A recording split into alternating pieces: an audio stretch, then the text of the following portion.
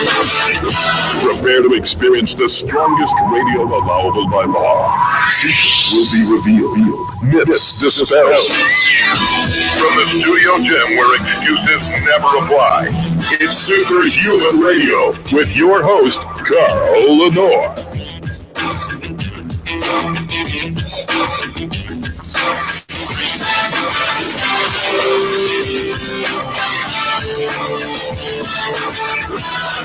Hey, welcome back to another episode of Superhuman Radio. And today I'm joined by my good friend, and I'd like to think a colleague, if you will, Joel Greene. He finally got his book published.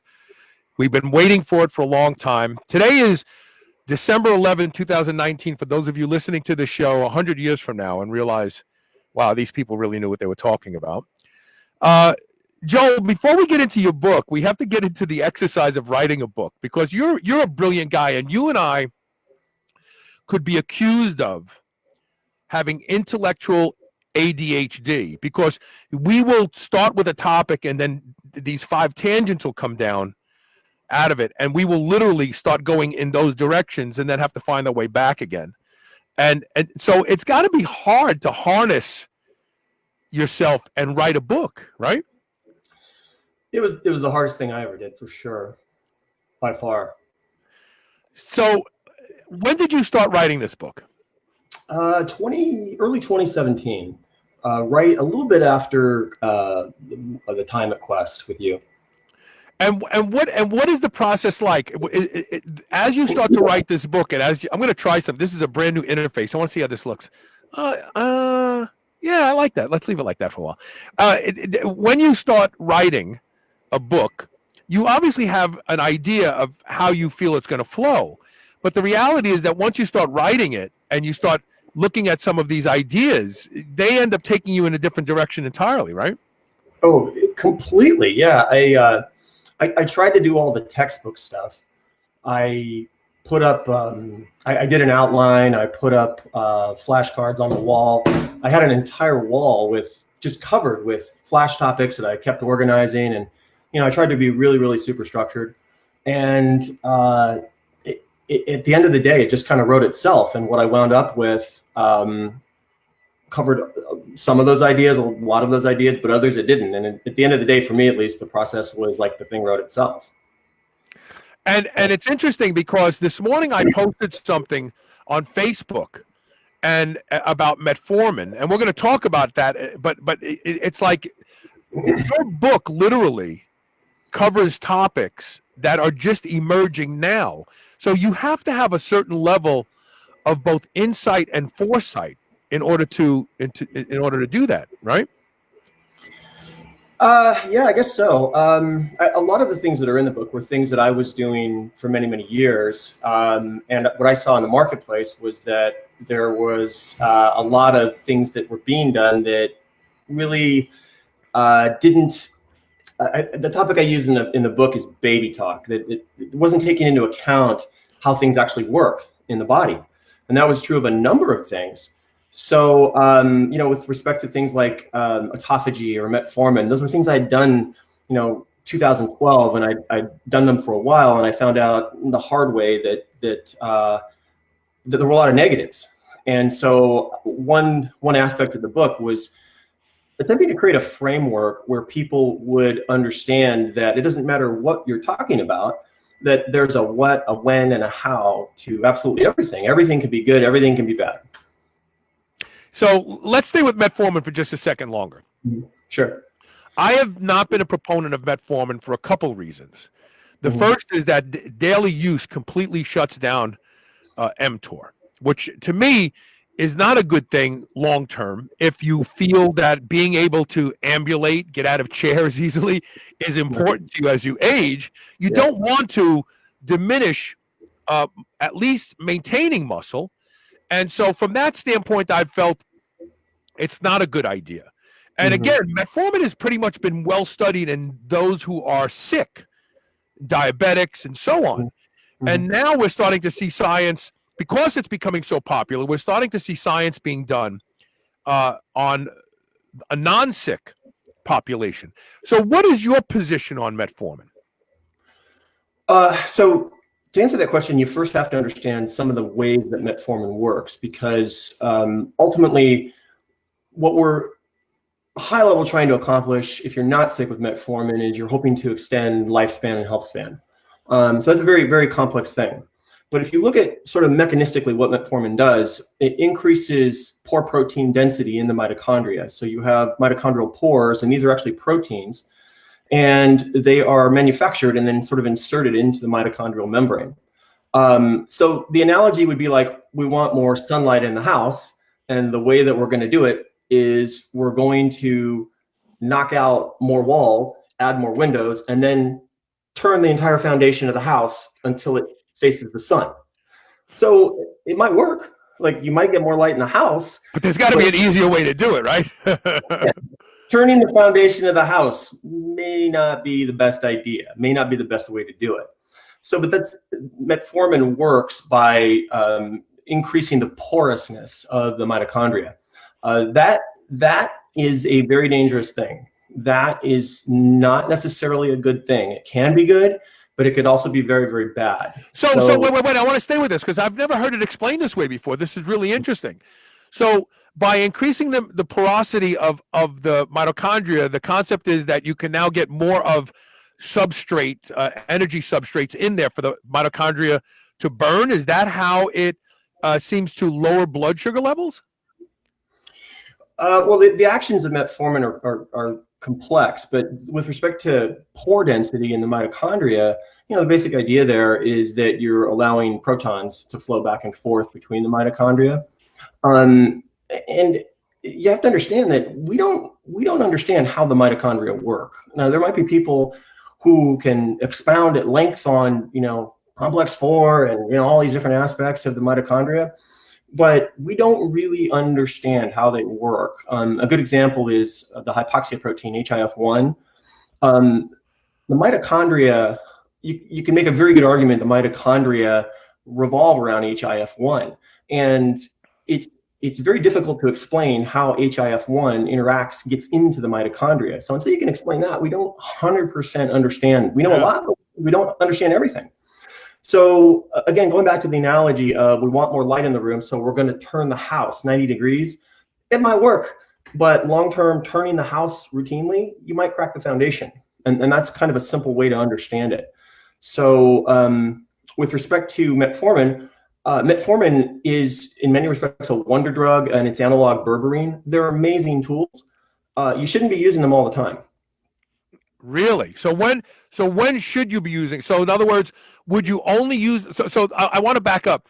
So I have been using rapamycin, but because rapamycin has a 3-day half-life, I only use it when I'm not going to train, and or maybe I'm just going to do cardio.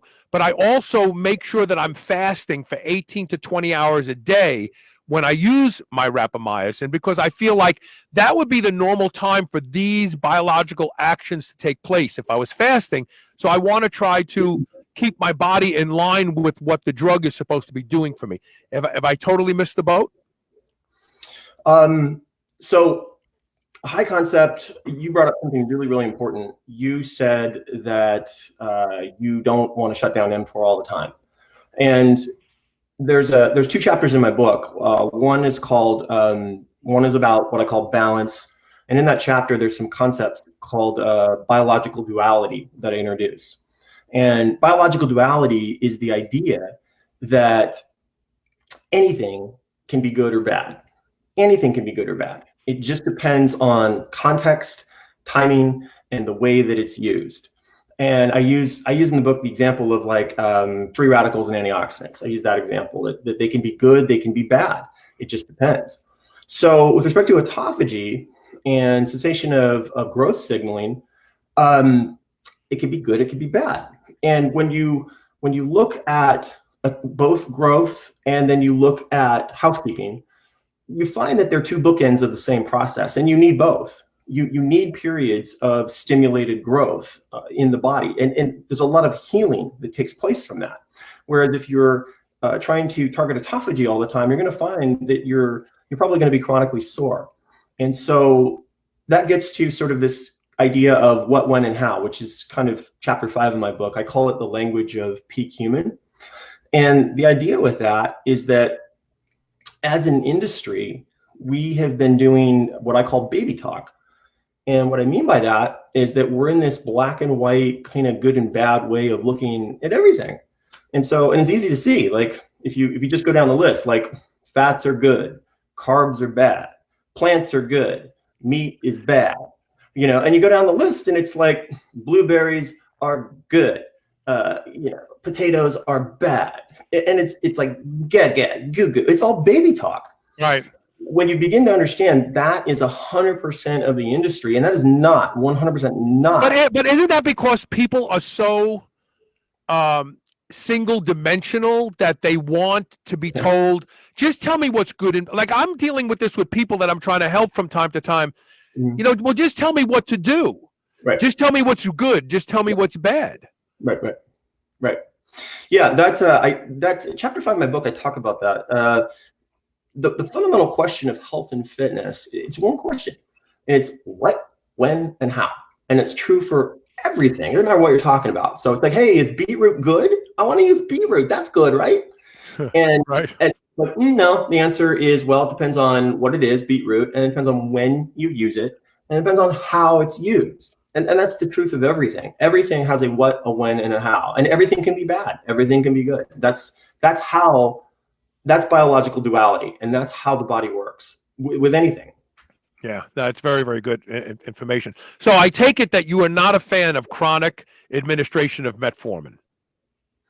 I think the metformin has a very valuable place, or berberine has a very valuable place. But again, it's what, when, and how. Okay, so how would you suggest people, if people have been using metformin and they're listening to this show and they're thinking, okay, I'm open to trying something better than I'm doing now, how would you see people using metformin? So first of all, everything that you're looking to accomplish with metformin, if you break down the signal pathways, ultimately that, mechanistically, like, what do you want to do? Why are you taking this? Is this pop a pill? People are taking it because they've been told it'll make them live longer. Yeah. So like that is such a broad scope term. It's like, really? Like what exactly is it that you're doing that's going to make you live longer? Right. So when you mechanistically look at everything metformin affects, everything it affects occurs during sleep, but the difference is it's stronger during sleep. That's the difference. So let's just go down the list. You want H-stack inhibition, you want autophagy, you want repletion of NAD, you want all these life-extending things, okay? All those things belong in a natural ecosystem. So we cannot separate timing and diurnal rhythm and weekly rhythm and seasonal rhythm from how the body works. That's what's true about how the body works. So when someone says, hey, how should I use metformin? The answer is, before you do that, let's restore sleep. Let's do that. Because if sleep is not restored to the level it was when you were younger, then you're robbing from Peter to pay Paul. That's the first answer to that. The second answer would be that apart from sleep, periodic and sort of seasonal stimulation of those pathways with metformin is a good thing, but It should also be done in conjunction with bursts of growth. That's the answer. Those growth and housekeeping go together. In the book, I use the analogy of a lioness. If I can just expound for a second on that. Yeah, please. No, please. All right. So lioness. So she's on her 18th hunt, unsuccessful. So at this point, she's starving to death. Okay. But a really interesting thing is happening. ATP is being repleted in her cells, but it's not being used up. And that is via the action of AMP-K, which actually restores ATP, but it's not being used. And the reason is she needs to save everything for a last ditch spray. So it's a survival mechanism. So at this point, a really funny thing is happening. She's close to death, but her cells have taken on a state of near immortality in this point. She's not aging. Yeah. The reason she's not aging is she's not adding muscle. So you cannot define aging without defining energy intake and growth. They go together. They're one and the same thing. So aging's tabled. She's near death, but she's nearly immortal. She's not aging. So she gets her kill. She eats about 40 pounds of meat at a sitting. What does she do? She goes right to sleep, right? Right. Right. Now what happens? Now she puts on muscle like she was on steroids. She rapidly puts muscle back on and grows and reestablishes all of the muscle that would wither away, all the healing, all the tendons, everything gets healed back up. Okay. So in that cycle, you get a very good picture for the application and use of these things. So the metformin side of things, the berberine side of things, is when she was starving. And the most powerful mechanisms in the body are all tied to survival. Anytime you tap into anything that's tied to survival, that is the single most powerful mechanisms. And I use the point in the book. It's super easy to prove. Easy for you to prove it right now. Just stop breathing by force of will until you pass out. And what will happen is you won't. You cannot overcome survival mechanisms through force of will. You'll breathe, or just try and stop eating through force of will. And people who pass out for all sorts of reasons, like heat exhaustion, they're passing out because the body is about to step in and save itself. We just lost Joel. That's not good. Oh man, this is getting so. And I have such good questions, Marco. We're going to get your question. Here he comes. He's coming back now. Hold on. That's okay. Hold on. You're connecting now. Okay, so you'll be on the other side. That's fun. So, and Marco Incognito, we're going to answer your question. So, it's interesting. I was saying, if you have heat exhaustion, you pass out because your body is intervening to save itself because you're too stupid. You continue to do something in the wake of dying. So this is an interesting. I asked Adele Musa many years ago, wouldn't it be beneficial if after training fasted and then after eating a big meal you went to sleep? Because we know deductively that if you move after a meal, it drops blood sugar dramatically because you're utilizing it with your muscles. But if you don't move after a meal, your blood sugar rises and insulin takes over, and it starts to cause growth of the body. So what you just said makes me ask you this question. Doesn't it make sense that after we train fasted that we have a big meal that we nap for 20 or 30 minutes? 100%. Yeah, 100%. It's oh, very easy. Man. Yeah. Because, my ex-wife used to get mad at me because when I first started strength training, I used to eat and then I would take a quick nap. And she thought, I was just lazy and I was like, no, I feel like I recover a lot faster when I do that. So you're saying that that's exactly what's happening. Yeah. So, again, growth, energy intake cannot be separated from growth. So when you look at energy intake and you look at the way insulin works, you're stimulating all the growth pathways. You're stimulating the MAPK pathway.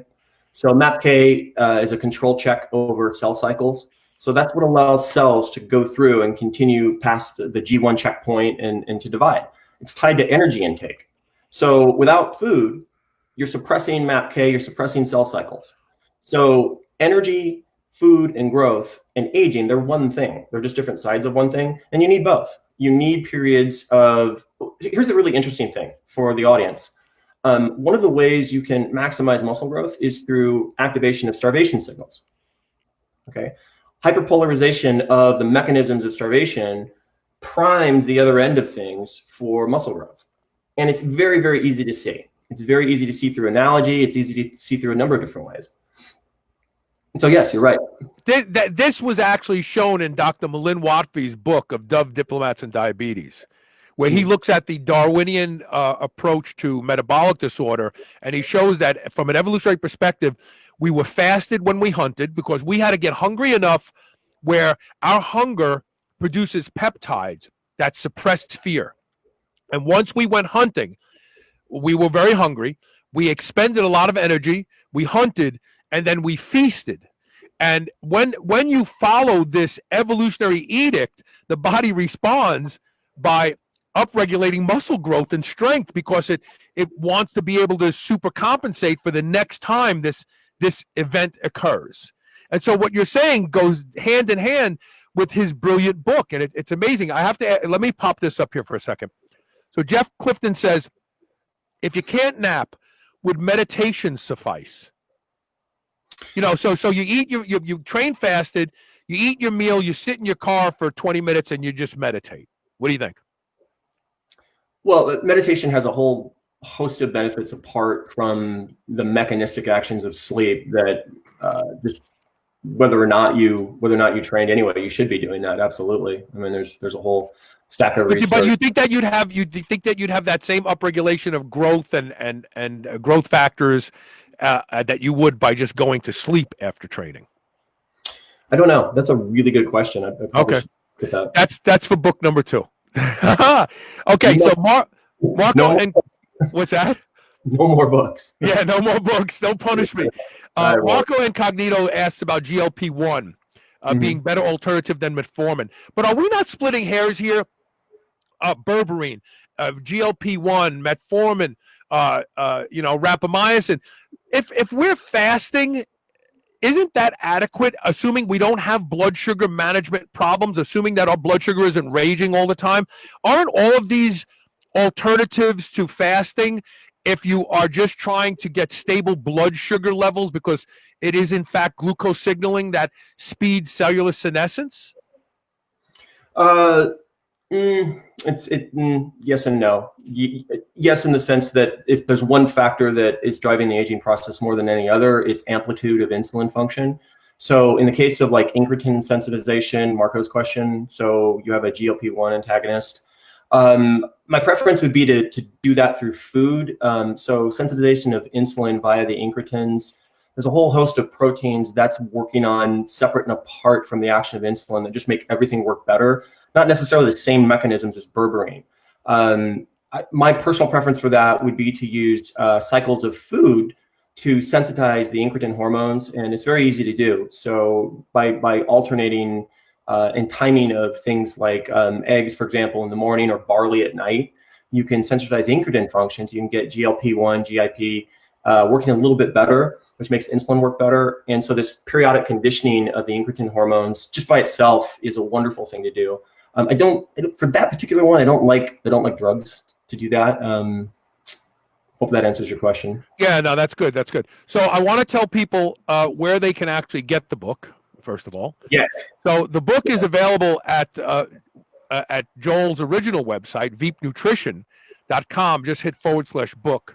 And there's a special going on where you can either get the digital version, the hard copy version, or both at a super savings as a pre-sale, right? Is that correct?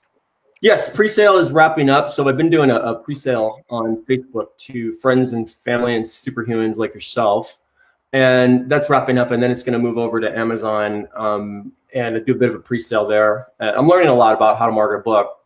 So, and that's going to kick off. So jump on this.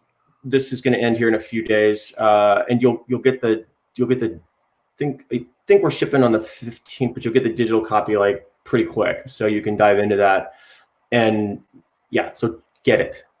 So when we come back, I want to talk about a chapter in your book that's titled "The Problem of How Humans Really Eat." You and I have done some groundbreaking interviews where we've looked at hunter-gatherer nations, we've looked at our evolutionary edicts, and how far we have strayed right. in modernity. So let's do this. Let's take a quick commercial break. Give me a second. I got to figure out how to do this. Okay, and then I have to hit solo. All new to me. Stay tuned. We'll be right back with more of Joel Greene. Welcome back to Superhuman Radio. We're talking with my good friend Joel Greene, who is brilliant, and he's aging like a champion. And congratulations to him and his new wife, Christy. Congratulations. Marriage is doing great things for him. Yes. Yes, it is. And so let's talk about this chapter in the book, which is very, very intriguing to me, right? And that it's the problem of how humans really eat. Talk about that. Well, it is basically we've spent 70 years trying to correct a problem that can't be corrected. And if you look at this thing we call eating, the one constant of it is that it is driven by survival mechanisms. That's the truest thing you could ever say about eating. And in the modern era, just quite by accident, what we have done is by seasons of getting in shape, dieting, and getting out of shape, we have unwittingly mimicked seasons of feast and fasting, seasons of famine and feast. We've mimicked those. And when you look at the body's mechanistic responses to starvation. It doesn't matter what word you put on it. You can call it time-restricted feeding, you can call it fasting, you can call it dieting, you can call it keto. It doesn't matter what word you want to put on limiting food intake. The body understands one thing, that you are shrinking fat cells. That's all it means to the body. So what I do in the book is I inventory the mechanistic responses of when fat cells shrink. And I think I make a pretty good case to show that everything that happens when fat cells shrink is a survival mechanism, tied to survival. And there's a number of mechanisms I go and list. In fact, there's 3 whole chapters devoted to a paradox created by fat loss and by shrinking fat cells. So the net of all those things is that survival mechanisms and survival programming are what at work when fat cells shrink. And if you just think post-famine, the body's survival interest is in eating as much as possible if food is available. That's the body's survival interest. And when you look at human history, there's never, ever been a time when that's not true. It's always been true. It's always been true that human beings periodically feast. So when you look at what humans really do and you track them over 20, 30, 40, 50 years and just look at what they actually do with food, they have seasons where they mimic starvation, meaning they'll diet, they'll adhere to a particular eating plan. Right. But long-term, a type of eating that's in the science literature called ad libitum eating surfaces. And ad libitum is in anything. Free will, eat everything and anything. Eating anything and everything. Right. So eating anything and everything when it's available is a survival mechanism. It's not about will. In fact, I make a really good case in several examples that whenever survival comes up against will will win. Survival wins every time. You can use the example of breathing. You can use the example of starvation. Like if you want to prove what's more powerful, just stop eating. Just stop eating, period. And then just go as long as you can. And I guarantee you, promise you, 100% you will eat because survival will make you eat. Right. In post-survival, we are hardwired to eat anything and everything as a survival mechanism. And that cannot be changed. It can't be changed. And we've spent 70 years trying to change it. So that's kind of the synopsis of that chapter. Okay, so bodybuilders have been eating 5 to 7 small meals a day. And when I first started to get involved in physical culture, I learned a statement or a term called fed state.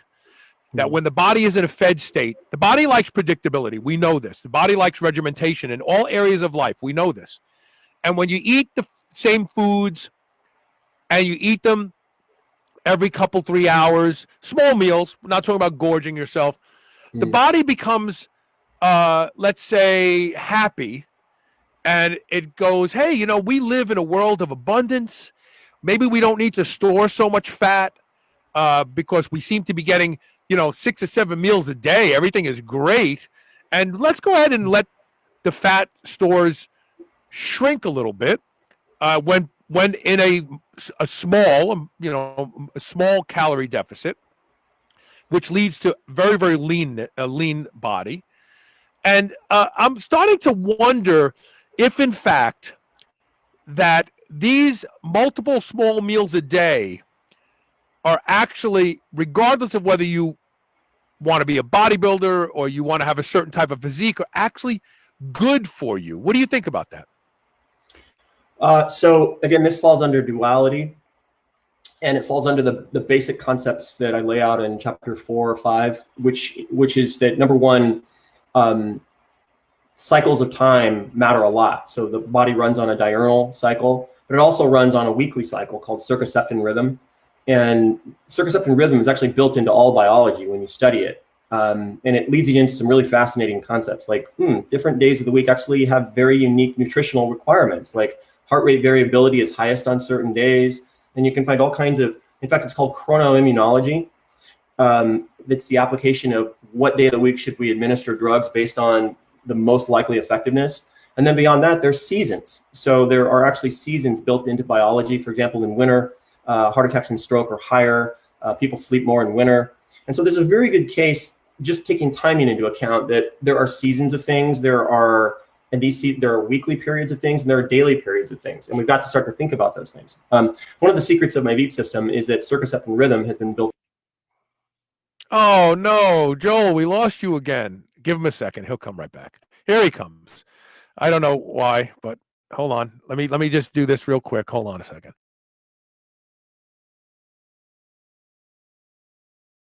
Okay, here we go. Okay. Yeah, you're Sorry about back. that. That's Yeah, okay. you know, You have to put another quarter in the computer. it's this believe thing. The little helper keeps trying to help me, and it prompts me with like, "Are you happy? Would you like a Happy Meal or some?" And then would you like a so widget? so anyway, and wrap that up in this whole idea of like having multiple meals a day and what that signals to the body Right, that allows right. it to get leaner. So there are periods where it's highly beneficial, but as a thing to do as a way of life all the time, probably not. I have probably about a page in the book dedicated to the benefits of feasting, and there are newly discovered proteins that actually circulate in the blood post feasting, meaning periods of very large meals, like overeating, just killing it, that actually make you leaner over time. So there's a place for both, is the answer. Interesting. So I've always experimented with that. In fact, Rob Wolf once told me that I was playing with real medicine by doing this. So I would fast for 16 hours, which is not a horrible thing because I'm sleeping for 8 of it. And then I would train fasted. But then my post-workout meal would be ridiculously large. I'm talking about a few thousand calories. This is back then. Now I have about 1,000 calories post-workout. I have about 100 to 150 grams of protein post-workout. I tend not to be hungry for a very, very long time as a result of that. But I definitely can tell that when I start to do that again and do it religiously, my muscles grow fast and I get strong faster. And right now I'm trying to lift myself. 2018 took the wind out of my sails. 2 surgeries in 1 year. I remember. I'm still feeling that. I really am. I mean, I hate to admit it, but I am clearly not superhuman when it comes to going under the knife twice in 1 year. But I am now getting strong again. And one of the things that I've instinctively done is this train fasted. I try to emulate that evolutionary edict. Train fasted, work hard to get your food, theoretically. Malin Watfey talks about there has to be a component of risk in your training to truly take advantage of the fast that preceded it. And obviously, if you're lifting heavy weights, it's always risky because you're worried you're going to tear a muscle or blow a disc or something like that. And then a huge meal after that, just like the lioness who would eat, 21 pounds of meat and then go lay under a shady tree and fall asleep. The only thing that's missing from my training right now is the post-workout meal nap, which I'm going to find a way to work that back in, believe it or not. I may move the show to a later time in the day, specifically so I can come in here and take a nap. I'm not kidding. I know you think I'm kidding, but I'm very serious about this. I really am. So all things have a timing to it. Is there any way to predict that timing? Is there any way to say, well, is it seasonal? Is a seasonal aspect of it most important for humans to watch? It's all three. It's there's a daily, there's a weekly, there's a seasonal. So let's take one example would be just top of my head trying to remember heart rate. I think don't quote me on this because I'm just going from memory on the exact day, but there's a best day of the week for, I believe it's blood pressure, and there's a best day of the week for sodium, and it's actually independent of sodium intake. So thinking about that, there's also a seasonality to stroke and heart attack. So stroke and heart attack happen most in the winter. You tend to sleep most in the winter. There you are. You're there. Okay. And what about and we know that, and let's not forget the human construct of daylight savings time. We know that when they move the clock forward and you lose that hour of sleep, the rate of heart attack goes through the roof for like the first month. Yeah, absolutely. And heart attacks are mostly on Mondays, and I think it's Mondays and Thursday afternoons. So this is a very interesting field of medicine. There's chronoimmunology, and there's a couple of other immunology-based studies based on the administration of drugs at the right time and day of the week to get these lifts in effectiveness, and it's a very, very, very real thing. I see John Kiefer in the questions. Yeah. I'm going to put this up here. Now, I got to say something. I had him on my show way back when he started doing the carb backloading. I am not a proponent for eating right before bed if you care about your health and your risk of dementia. But with that being said, Mark DeCorso said, John Kiefer from Carb Backloading talks about the Hulk effect, training fasted, specifically having low insulin and blood sugar. Is this effect from the relationship between adrenaline and insulin? I would say no. It's actually more signal pathway amplification. So the most powerful effectors of the aging process and really, growth are signal pathways, and it's the recruitment of signal pathways cell to cell to cell. So in a starve state, you look at activation of AMP-K, and you look at all the things AMP-K is doing on a cell-to-cell basis. And as that signal strength propagates and magnifies, and it goes cell to cell to cell, so you're recruiting maximum number of cells that have triggered the AMP-K pathway. And the longer that you do it, what you're doing is you're, in essence, priming the opposing signal state, which is growth. So you're priming MAPK, you're priming mTOR, PIK3, you're priming all these signal states. So it's more what I call in the book signal amplification. And I introduced this concept in the book of the amplified fast, which is not focusing on the time fasting, but the signal strength of fasting in order to maximize the benefits and minimize the downside of it. And so really beginning to think about amplifying signal strength as a way to maximize bang for the buck with anything, whether that's muscle growth or aging or anything. And that's kind of I don't really see anybody's talked about that. And it's a big part of the book. Yeah. And I noticed there's a study that was just published recently that shows that time-restricted feeding, a long time ago, I didn't want to call it intermittent fasting because I felt like it attracted this zealot-like mentality. And I actually like to call it a more ancestral-like meal timing pattern, because we didn't have refrigerators before the agrarian revolution. We didn't have stores of food. We generally woke up somewhat hungry, and as the morning wore on, we became hungrier and hungrier, and we knew that the tasks of finding food were something that you had to it didn't happen quickly. Like, you didn't go, oh, here's food, so you had to work for it. So maybe you didn't really start to nosh on things that were available until 10 or 11 o'clock in the afternoon. I almost like this more ancestral meal frequency pattern better to explain it, because as soon as you say fasting, people think of starvation, and there is fasting out there. I mean, I've fasted for 3 days in the past, and that's probably closer to starvation than what we're talking about. But with that being said, there was a study that was just published that shows that adults who adhere to a time-restricted feeding pattern of 16 and 8 have a better growth in the hippocampus of the brain. And I have to believe that's happening in other areas of the brain as well. So do you feel that use a time-restricted feeding more emulates the way we would have eaten before modernity, and therefore is it better for you? Not necessarily. Sometimes, but not necessarily. I don't like a lot of the research on time-restricted feeding because much of it was done for obesity. A lot of it was done with mice.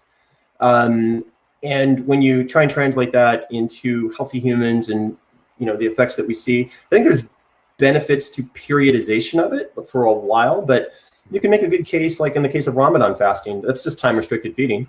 And that's been around way, way longer. And we have lots of data on Ramadan fasting. It causes weight gain. So there's a short-term effect.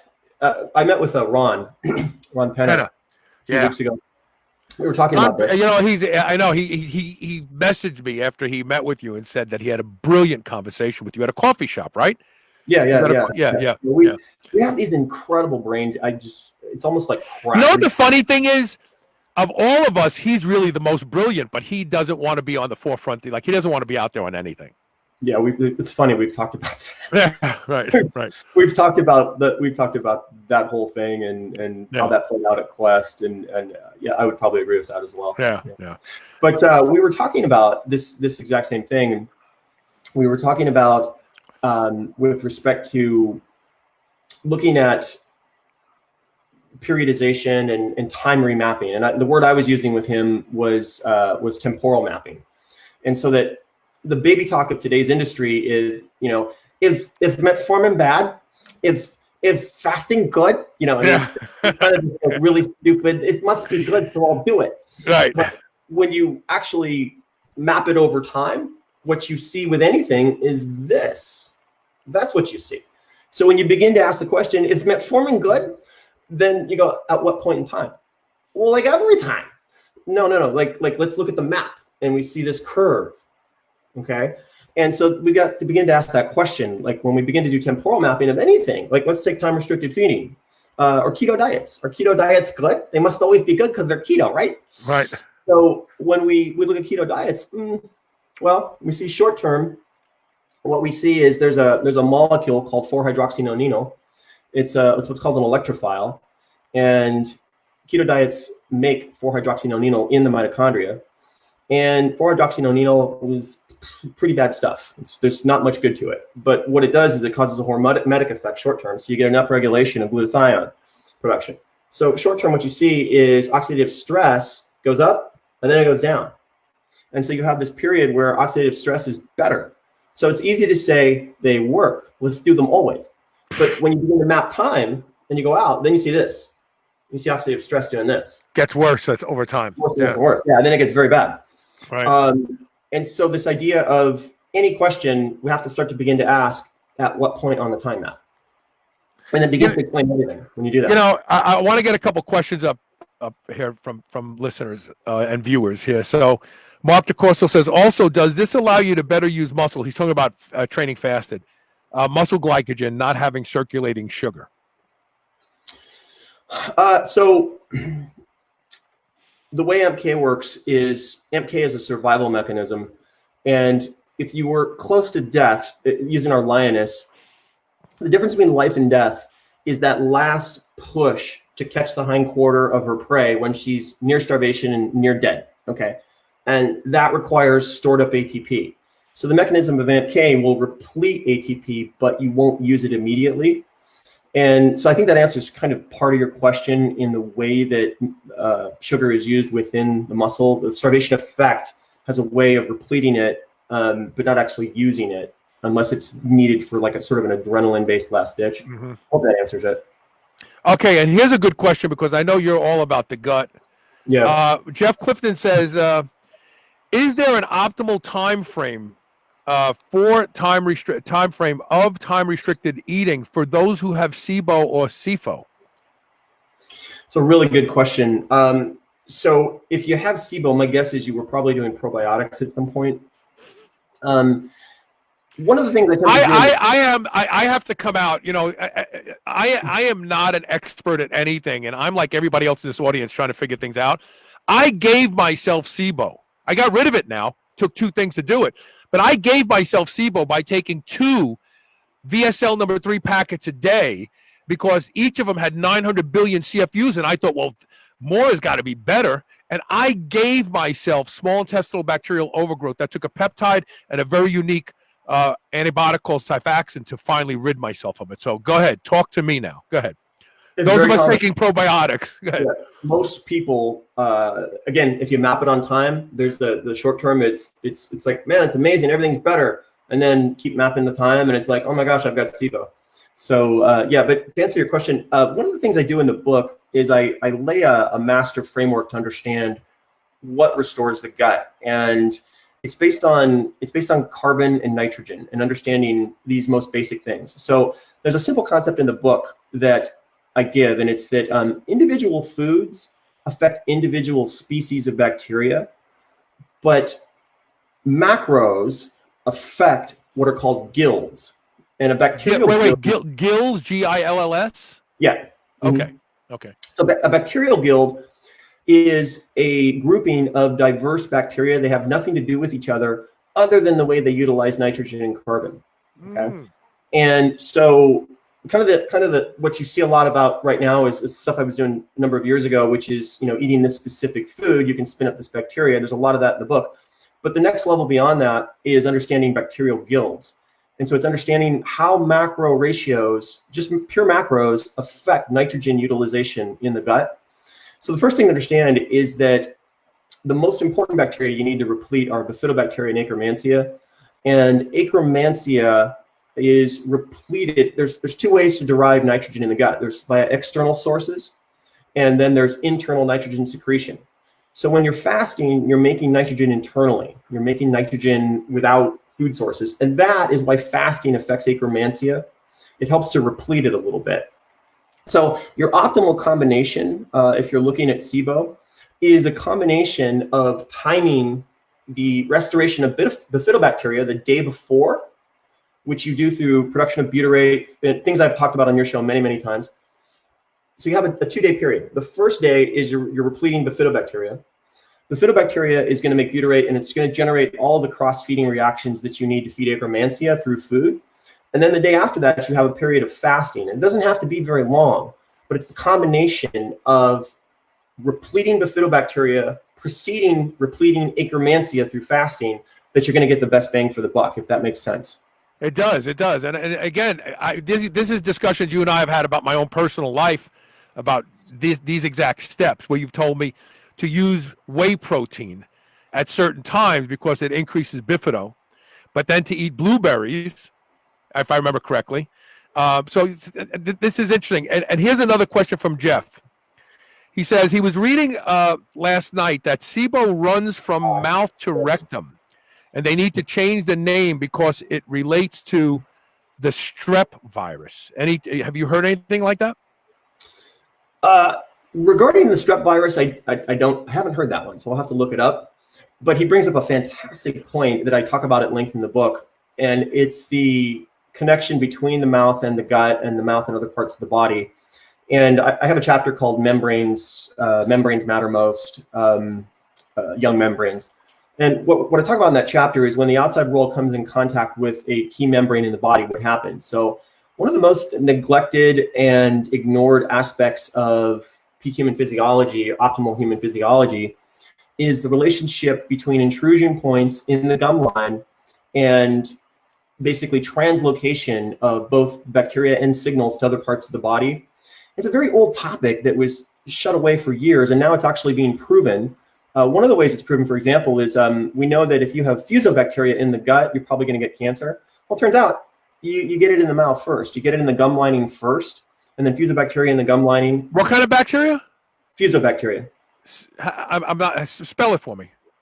It is FUSO bacteria. Okay, fuso. Okay. I've never heard of that one. Okay. Yeah. Did I get well, phonetically, that's good enough. Fuso. Okay. Maybe it's fucoso. I'm blanking here. I got too much stuff in my head. Right. I think it's fucoso. One of the two. Okay. Anyway. Okay. So interesting. So it starts in the mouth first. Yeah. It's one of the ways it can start. Yeah. So what happens? The gut lining can become compromised, and when the gut lining is penetrated, then you can have all sorts of essentially signal cascades that happen by the polarization of macrophages. Okay. So the biggest concentration of macrophages in the body is in the gut, in the lamina propria, and they can polarize and flip from the M2 to the M1 state, become inflammatory, and they can essentially spread inflammatory signals to the fat mass and then elsewhere in the body. Well, something similar can happen in the gum line. And so the net of it is very simple. It's like you got to go get a cleaning every 3 to 4 months because it is impossible to, without deep planing and deep scaling, you can't get to that bacteria in there. And there's an emerging body of research showing how issues from the gum line essentially transplant into the body. You know, it's funny because I just went for my annual cleaning, and she told me that I have no deep pockets or pockets of any type anymore. So it is possible to reverse that type of thing. Are you looking for fusobacteria right now? Yeah, it's fuso. I'm just blanking in my head if it was fucosa or fuso. But no, that's cool. That's cool. I want to take our last commercial break, and I want to talk about the relationship of old fat and young fat, because this is a concept I've never heard before, and of course it comes from you first before anybody else, at least that I know of. Of course. All right, so I'm going to try to move this up without losing anybody and get this on. There we go. I'm learning this new interface. Stay tuned. We'll be right back with more of Joel Greene. This is the Superhuman Channel, doing reps with the weight of the world. That's where you can get the book, deepnutrition.com/book. I predict that this book is going to become a seminal work in the discussion about nutrition and disease. So before we get on to the next topic, which is going to be fat, old fat versus young fat, and how fat steers aging, I have to ask you a question. There is a preponderance of people out there with undiagnosable neurological symptoms. They go to neurologists and they're given, Lyrica and stuff like that because they suffer from fatigue, they suffer from pain, they suffer from brain fog. And, I did that show with Dr. Satish Rao about lactic acid bacteria in the gut producing D-lactic acidosis, which leads to brain fog, and lactic acidosis of muscles as well. But D-lactic acidosis cannot be used as a fuel substrate for muscle, so it accumulates and causes burning, but it doesn't get burnt off. So a lot of these, would you agree with me, or am I one of these same people that, what's good, what's bad? All of these suspicious, hard to diagnose neurological disorders could potentially have a beginning and in the gut? Well, yes, but that's an overplayed meme in pop nutrition today. So to answer your question, the real issue gets a very large piece of the problem is inflammatory signaling and what happens. In fact, I put this in the book. There's some new research that talks about it's not the telomeres that are the primary driver of aging. It's inflammation, and they've been able to show this with large populations of centenarians, where telomere attrition is not the primary driver. It's inflammatory signals. And what happens with super centenarians, the reason they live so long, is they're able to take inflammatory signals and treat them sort of hormetically, where they develop these compensatory mechanisms. But in non-centenarians, non-really long-lived people, they don't have those same mechanisms, and that's what kills them. So a lot of these issues get to, one way or another, inflammation. It's just a question of how inflammation propagates. Yes, inflammation, the primary onset point is with the macrophage layer just below the gut lining, where the macrophages in that layer flip polarity from the M2 to the M1 state, and that affects everything. But what you hear a lot of is this gut brain health thing, and you just fix your gut and then you're gonna be super smart, and it's just complete BS. I know, having done this stuff for 13 years, what you can do by tweaking the gut. You can drop fat crazy fast. You can drive your energy through the roof. You can do all these things. But in terms of the brain and all that, but I'm not talking about the brain, really. I mean, the lactic acidosis and brain fog was one thing. But so I've been preaching, and again, I'm here to be corrected because I want to tell accurate stuff on my show. I've been preaching to my audience that when you hear the word inflammation, remember, inflammation is the army of the immune system. It goes out and does what the immune system wants it to do. And when you talk about the immune system, you're talking about the gut, because that's really where the immune system resides. So isn't it possible that people who have diseases like fibromyalgia and other, that if they would focus on getting their gut right, that a lot of these things would subside? 100%. Yeah. Most of those things, I believe, they're really just gut bacteria issues. Parkinson's, fibromyalgia, a whole bunch of those things. They're just gut bacteria issues. 100%. Okay. Yeah, I know that's true. So this is another exciting topic, right? Because right now I'm thinking, how do I get young blood transfusion? Because of those studies that show that if you're infused by young blood, you take on the attributes of the young person. But you're saying old fat versus young fat, how fat steers aging. Maybe we need to go to all of these liposuction places and get young fat and transplant it into people. No, I'm only kidding around. But go ahead, explain this concept. Yeah, so I take 4 chapters really in the book, and I talk about at length. I talk about body fat, and because it's a crux mechanism, and basically what I'm pretty sure the book will do is that the idea that body fat resides under the aegis of sort of just being fit, that ends. If you read those chapters, it will end. And really, body fat moves under a bigger umbrella, which is whole body immunity, immunology, anti-aging, and whole body health. And it's just an outgrowth of understanding how body fat actually works.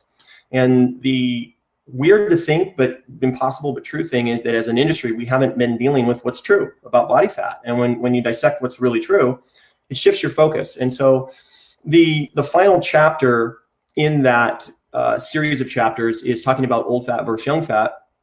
And basically what I show is that beginning in the gut, you have issues of what's called macrophage infiltration, where basically signals and macrophages from the gut translocate into fat mass.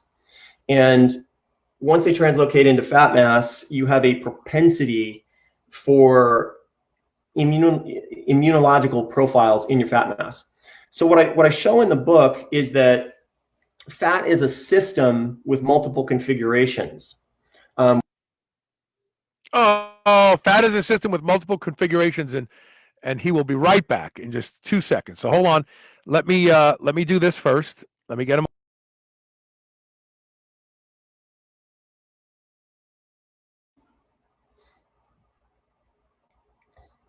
Myself back on camera here. Here we go. Okay, pick it up from there. Fat is a system with multiple configurations. Yeah, so we've been under the idea that body fat's just fat cells. That's not true. Fat is actually a very complex system, and you'd have to just read those chapters to understand it. But fat is a collection of very specific proteins, over a dozen different immune cells, very key collagen fibers in a matrix in the ECM that have very configurable states. And all these things together form a system, and that system can have multiple configurations. And it's the configuration that matters. So what I talk about in the book is what's called the SASP phenotype, and that stands for secretory associated phenotype. And that's when fat takes on an old configuration. And old fat and young fat are very, very different. And one of the ways we can stay young is to keep our fat young. Versus old. So one of the key differences in old fat versus young fat is that the body fat has a balance between young fat cells and old fat cells. And the way body fat renews is through stem cells within fat cells. They're called preadipocytes.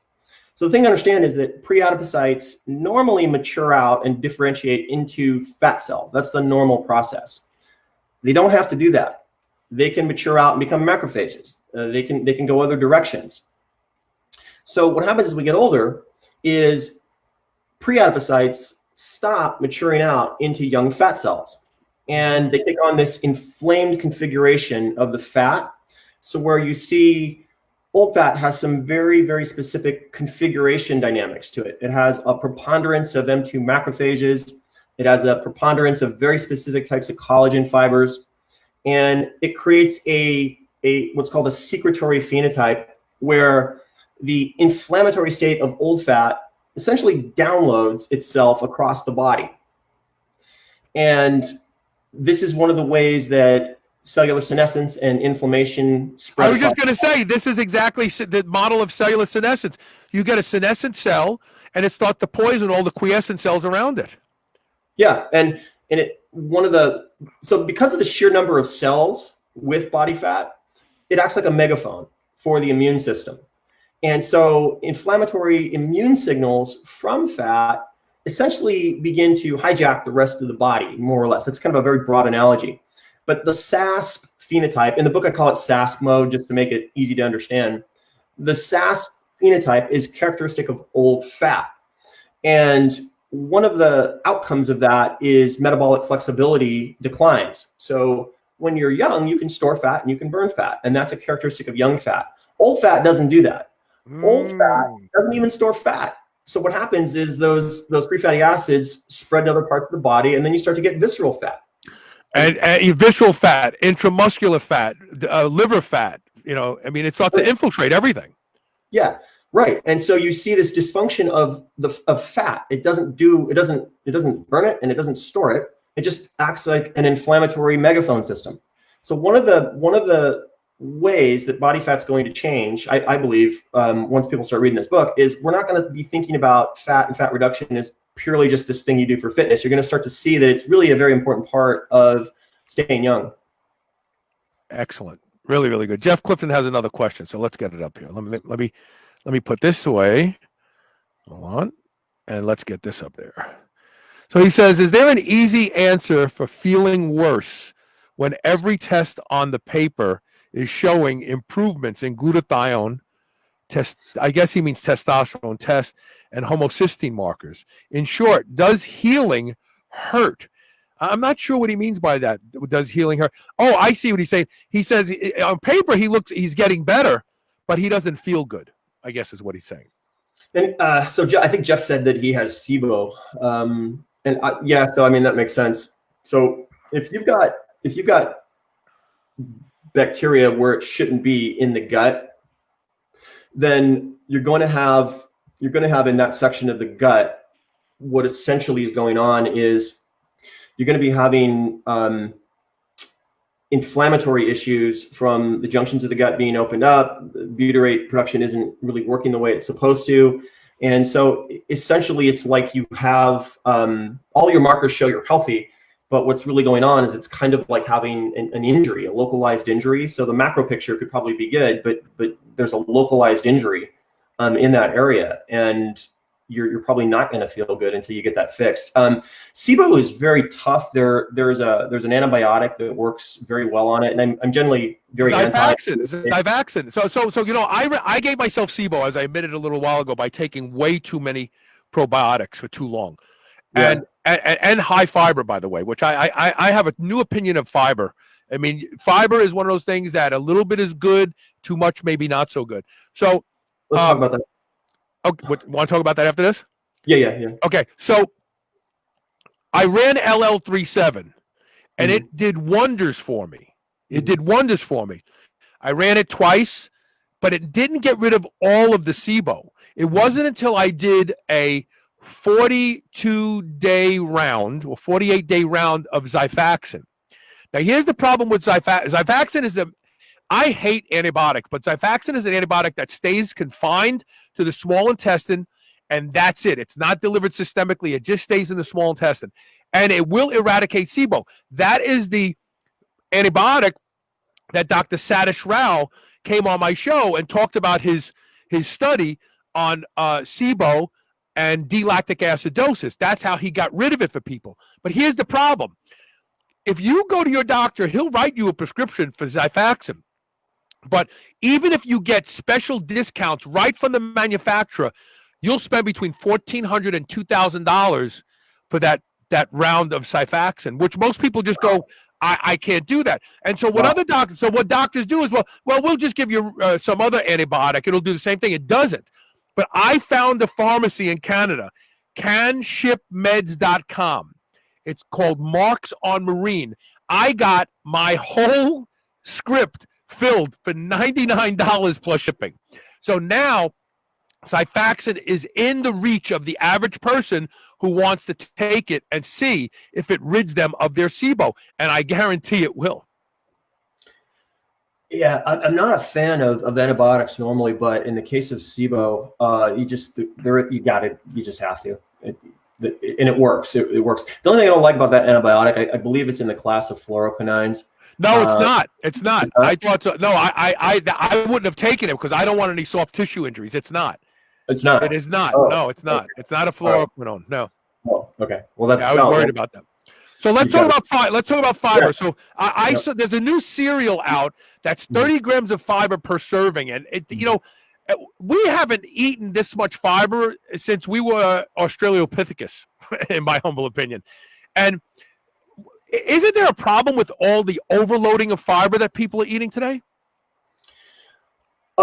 So that fits under the baby talk stuff. So fiber's bad, fiber's good. It fits under that. Fiber belongs under what, when, and how.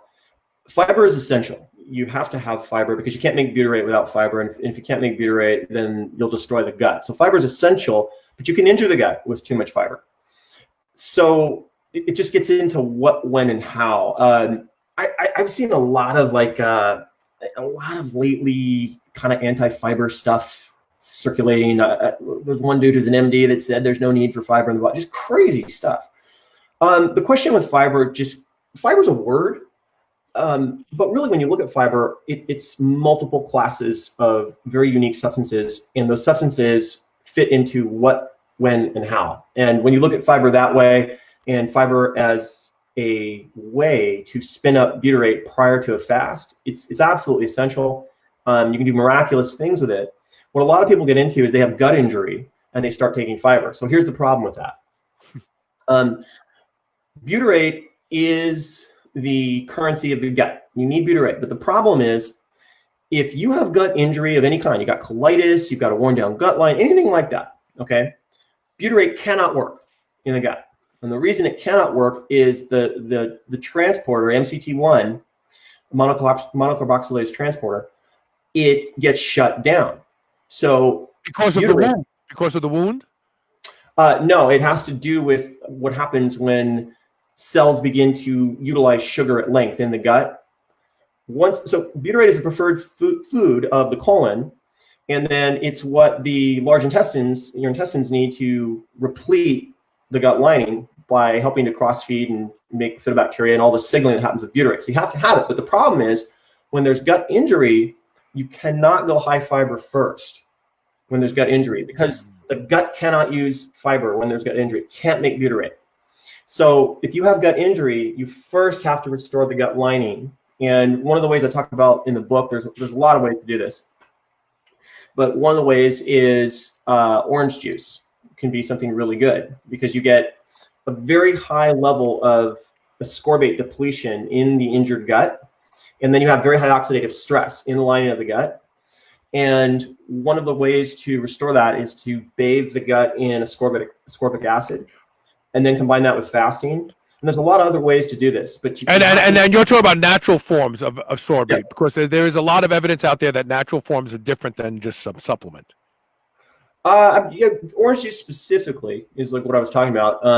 But my point with all of this is that a lot of people try fiber and they go, and it really messed me up. It's because they have gut injury. And you cannot go high fiber first until you clean up the gut injury. That's the point of that. So Jeff Clifton has a question about thyroid markers, T3, and I'm going to put it up there. But Jeff, I want you to message me after the show, because I've got some questions for you. But he's asking about thyroid markers are good except elevated reverse T3 and TSH. I don't know what came first, the gut issue or this elusive possible thyroid issue. Sorry for all the questions. Don't mean to hog the feed. You have any information about the gut and thyroid?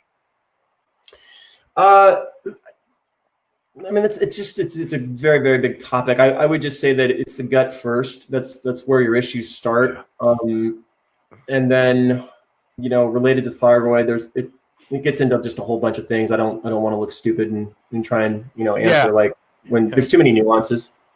Yeah, and I want Jeff. I want you to message me on Facebook here, because I'm going to ask you to go have a couple tests done either through your doctor or any lab tests now.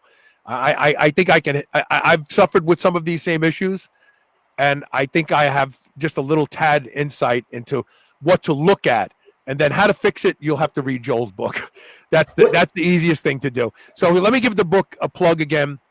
Yes. The book is called Peak Human: How to Hack Your Way into a Younger Body. And I like that because it implies that all is not lost if you've been living with these problems for a while. You can get it at veepnutrition.com/book. Get on it soon, because there's some special offers there that will be gone very shortly, and then you'll have to pay full price. I would go ahead and get the digital and the hard copy personally.